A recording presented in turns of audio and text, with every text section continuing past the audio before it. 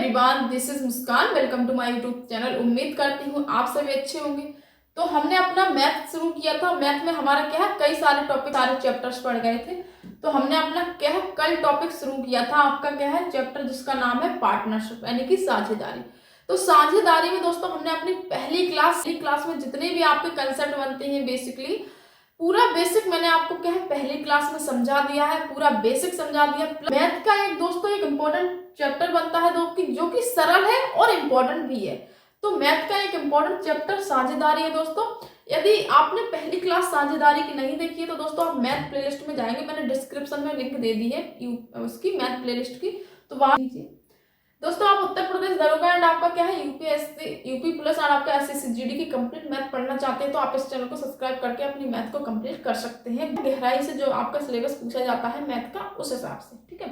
जो भी आप बिगनर्स वगैरह है उन लोगों के लिए भी आपके क्या है, ये आपकी मैथ, आपके ये चैनल इंपॉर्टेंट रहने वाला है, तो आप इस चैनल को सब्सक्राइब करके हमसे जुड़ सकते हैं। देखो क्वेश्चन कह रहा है कि ABC ने 5, 7, 4 के अनुपात में पूंजी लगाई। इन्होंने जो पूंजी लगाई है वो है 5, 7, 4 के अनुपात में लगाई। उनके निवेश के समय का अनुपात, ये इनका जो समय है XYZ जो है वो इनका समय, कहने का मतलब जो समय है वो अलग अलग है। इनका समय, A का समय X है, B का समय Y है और C का समय क्या है Z। तो कहने का मतलब समय तीनों लोगों का अलग अलग है, पूंजी भी तीनों लोगों की अलग अलग है, समय भी तीनों लोगों का अलग अलग है, उसमें कहा गया है। और उनका लाभ 42, 45, 28 है, तो XYZ का मान ज्ञात करो। देखो मैंने पहली ही क्लास में आपको क्या समझाया था कि जब देखो आपका क्या है, जब आपका तीनों चीजें अलग अलग हो, समय भी अलग दिया हो, किसी ने 4 महीने की लगाई, किसी ने 5 महीने के लिए लगाई, किसी ने 6 महीने के लिए समय के लिए अपनी पूंजी लगाई। तो किसी ने पूंजी मान लीजिए 4 लगाई, किसी ने 5 लगाई, किसी ने 6 लगाई, और किसी को लाभ मिला 4, किसी को लाभ मिला 8, किसी को लाभ मिला 10। तो मतलब तीनों चीजें इसमें अलग अलग हो गई ना। पूंजी यानी कि धन भी अलग अलग लगाया, समय भी इनको अलग अलग मिला, और इन्हें लाभ भी अलग अलग मिला। जब तीनों चीजें अलग अलग होती है तो आपका एक सूत्र होता है P बराबर C1 इंटू T1 बटे C2 इंटू T2। ये आपका क्या है, समय होता है, ठीक है। मतलब ये आपका सूत्र होता है जब तीनों चीजें अलग अलग होती हैं, ठीक है। तो चलिए अब इस क्वेश्चन को करते हैं। यहां पर देखो A व्यक्ति है, B व्यक्ति है और यहाँ पर C व्यक्ति है। ये जो 3 व्यक्ति हैं इनकी पूंजी है, इनकी A की पूंजी है 5, B की पूंजी है 7, C की पूंजी है 4। तो ये हो गई इनकी पूंजी का अनुपात, ठीक है। और उसमें कहा गया है कि इनका जो समय है वो समय है अलग अलग, तीनों को क्या है, समय है अलग अलग, ठीक है। XYZ इनका क्या है, समय है। उनका लाभ कितना है, जो इनका लाभ है वो है 45 अनुपात 42 अनुपात 28, ठीक है। तो ये तो हो गया इनका क्या है, लाभ। अब हमें क्या करना है, इनका समय ज्ञात करना है। तो समय ज्ञात करने के लिए दोस्तों क्या करते हैं हम अपना, जब पूंजी बराबर क्या होता है, पूंजी इंटू समय, मैंने आपको बताया पहली क्लास में, ये लाभ का सूत्र होता है। लाभ बराबर होता है पूंजी इंटू समय। यहां से हम जब समय निकालेंगे तो ये पूंजी चली जाएगी आपकी उस साइड, तो लाभ बटे यहाँ पर हो जाएगी आपकी पूंजी, ठीक है। तो ये आपका क्या है, समय का यहाँ पर आपका क्या सूत्र रहने वाला है, ठीक है। तो बस यही आपका क्या सूत्र लगा देंगे। लाभ भी दिया है, पूंजी भी दी है, तो समय निकल आएगा। देखो लाभ कितना दिया है 45, ठीक है, और पूंजी कितनी दी है 5। तो ये कितना हो जाएगा आपका, ये यहां से काट देंगे हम, पना 45, ये आपका 9 निकलेगा। तो हम यहाँ इसे यहाँ करते नहीं है। देखो A का समय निकालेंगे, ठीक है, A का समय निकालेंगे तो क्या होगा, लाभ बटे पूंजी। तो लाभ कितना है A का 45 और A की पूंजी कितनी है 5, तो A का हो जाएगा पना 45। A का निकल आएगा 9 समय, यानी कि ठीक है 9 महीने मान लो या 9 साल मान लो, यानी कि 9 निकलेगा, 9 रेशियो। अब B का समय निकालेंगे, ठीक है। B का समय कैसे निकालेंगे, B का क्या है, लाभ कहाँ गया, B का लाभ है 42 एंड B का पूंजी कितनी है 7, 7 छंग 42, तो बी का निकाला आएगा 6। ठीक है, इसी प्रकार से सी का समय निकाल लेंगे। तो सी का समय निकालने के लिए क्या होगा, सी का जो आपका लाभ है 28, समय है 4, तो 7 चुको 28, तो सी का निकल आएगा आपका 4। तो बस क्वेश्चन में यही पूछा गया था कि बताइए इन लोगों का क्या है समय, तो बस यही नॉर्मल सा समय है आपका, सीधे सूत्र से निकाल लेंगे। तो 9, 6, 7 के अनुपात में क्या है इनका समय, 9, 6, 7, यही आपका इस क्वेश्चन का आंसर रहने वाला है। ठीक है, अब चलिए दोस्तों नेक्स्ट क्वेश्चन की तरफ चलते हैं। नेक्स्ट क्वेश्चन में क्या कहा गया, क्वेश्चन आपको समझ में आ गया होगा क्योंकि डायरेक्ट आपको क्या है, पूंजी भी दी थी, लाभ भी दिया था। अब यहाँ पर जो समय होता है, ये सूत्र होता है लाभ बराबर पूंजी इंटू समय। समय निकालेंगे तो लाभ बटे पूंजी आ जाए, बस लाभ ए का लाभ बटे ए की पूंजी, बी का लाभ बटे बी की पूंजी, बी का सी का लाभ बटे सी की पूंजी, बस यहाँ से काट पेड़ कर अपना क्या आंसर निकल आएगा। चलिए अब नेक्स्ट क्वेश्चन की तरफ। उसमें नेक्स्ट क्वेश्चन है, उसमें कहा गया है आपका कि सुरेश, दिनेश, रमेश 3, 6, 8 के अनुपात में निवेश करते हैं। कौन कौन कौन है, सुरेश है, हाँ सुरेश, दिनेश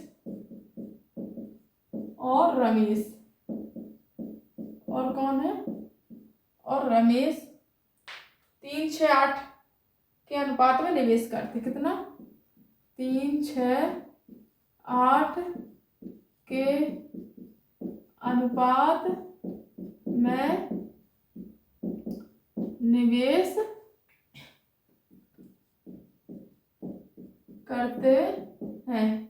ठीक है, निवेश करते हैं, उनके निवेश में वृद्धि, क्या कहा है, उनके निवेश में वृद्धि, उनके निवेश में वृद्धि 5%, 15%, 20% की हो जाती, कितनी 5% की हुई, 15% की हुई और 20% की हो जाती है। ठीक है, तो एक वर्ष में उनके लाभ का क्या अनुपात होगा, तो एक वर्ष में कितने महीने होते हैं, 12, तो एक वर्ष में उनके लाभ का क्या अनुपात होगा, ये आपका क्या है क्वेश्चन कहा है। अब यहाँ पर आप देख लीजिए कि सुरेश, दिनेश, रमेश 3 व्यक्ति हैं, कौन है, पहला व्यक्ति है, यहां से लिखते हैं, देखो सुरेश है, ठीक है, फिर उसके बाद कौन है, दिनेश है, फिर कौन है, फिर है आपका रमेश। ये 3 व्यक्ति हैं और इन्होंने क्या 3, 6 के अनुपात में निवेश किया, मतलब इन्होंने पूंजी कितनी लगाई 3, इन्होंने कितनी लगाई 6, इन्होंने कितनी लगाई 8, तो ये इनकी पूंजी है, क्या है, ये इनकी है पूंजी। तो देखो फिर उसके बाद क्या है, इनके निवेश में वृद्धि, मतलब इनकी पूंजी में ही वृद्धि हुई, तो हम क्या करेंगे, वृद्धि करने के लिए हम इनमें 2-2 जीरो एक्स्ट्रा कर लेंगे। ठीक है, तीनों में, तो अब वृद्धि कर लो, इसमें 5% की वृद्धि हुई, तो जब 300 में क्या है 5% की वृद्धि होगी, तो 300 इंटू 5% की वृद्धि होगी तो 5/100, 2 जीरो कट जाएंगे, यानी कि 15 रुपए की वृद्धि हुई, तो यहाँ से 300 से लेकर 315 इनकी क्या हो गई, ये आपके क्या है रुपए हो गए। ठीक है, अब यहाँ देखो इसमें कितनी वृद्धि हुई, इसमें हुई आपकी 15% की, तो 600 में 15% की वृद्धि हुई, कितनी हुई 15% की वृद्धि कर दो, 2 जीरो से 2 जीरो, 15 छक्का 90, इसमें 90 की वृद्धि हुई तो 690 इनके रुपए हो गए। ठीक है, ये 5% की वृद्धि थी ना, तो ये और ये कितनी थी 15% की वृद्धि थी, और ये इनकी 20% की वृद्धि है, तो 800 का 20% निकाल लो, 20/100 कर दो, 1/5, 20×5 5 से काट दो, 16×50 80, अरे तो 5 से ही काट दो डायरेक्ट, 16×50 80, तो यहाँ पर 160 की वृद्धि होगी, तो जब हम इसमें 160 करेंगे तो 900 960 हो जाएंगे। ठीक है, तो इनकी ये पूंजी निकल आई वृद्धि के बाद वाली पूंजी कितनी है, ये भी पूंजी है। ठीक है, ये भी पूंजी है, ये पूंजी है वृद्धि होने के बाद कितनी है, जब इनकी में वृद्धि हो गई थी तब ये इनकी पूंजी है। ठीक है, तो इसमें कहा गया है तो एक वर्ष में उनके लाभ का क्या अनुपात होगा। ठीक है, तो बस अब इसको काट लेते हैं तीन। अब आपको पता है एक वर्ष कहा गया है, तो मतलब तीनों के लिए एक एक वर्ष कहा गया होगा, तो ये समय समान है। जब समय समान होता है जो लाभ होता है वो लाभ हमारा क्या है, पूंजी के बराबर ही होता है। 315, 690 और आपका क्या है 960, ये आपका क्या है लाभ के बराबर हो जाएगा। पूंजी पूंजी बराबर लाभ हो जाएगा जब समय समान होता है, तो वही हमारा क्या लाभ बन जाएगा। इसे काट लेते हैं, 5 से काटेंगे, 5 छक्का 30, 5 तिया 15, 5 से काटेंगे, 5 एकम 5, 5 तिया 15, 5 अड्डे 40, 5 से काट देंगे, 5 एकम 5, 15 45, 5 दूनी 10। ठीक है, अब से काट देंगे 3 से, 3 दूनी 6, 3 एकम 3, 3 चौको 12, 3 छंग 18, 3 छंग 18, 3 चौको 12। ठीक है, ये आ जाएगा। तो आपका ये जो अनुपात निकला है वो लाभ का कितना निकला, 21:46:64। तो यही आपका क्या हो जाएगा आंसर, कितना हो जाएगा 21:46 कितना है 64। ठीक है, तो ये हो जाएगा आपका लाभ।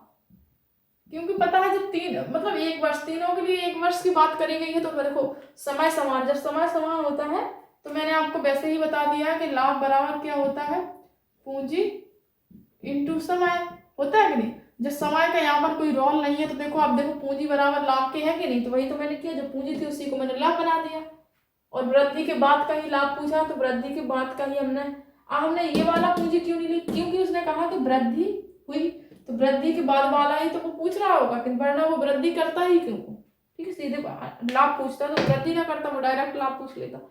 ठीक है, तो चलिए दोस्तों आज की वीडियो में बस इतना ही, मिलते हैं नेक्स्ट वीडियो, तब तक के लिए अपना ध्यान रखें। जय हिंद, जय भारत। वीडियो अच्छी लगी तो वीडियो को लाइक करें, और लाइक के माध्यम से दोस्तों मुझे मोटिवेशन मिलता है, मैं आप लोगों के लिए और ज्यादा मेहनत करने वाली हूँ। ठीक है, चलिए मिलते हैं नेक्स्ट वीडियो में, तब तक के लिए अपना ध्यान रखें। जय हिंद, जय भारत।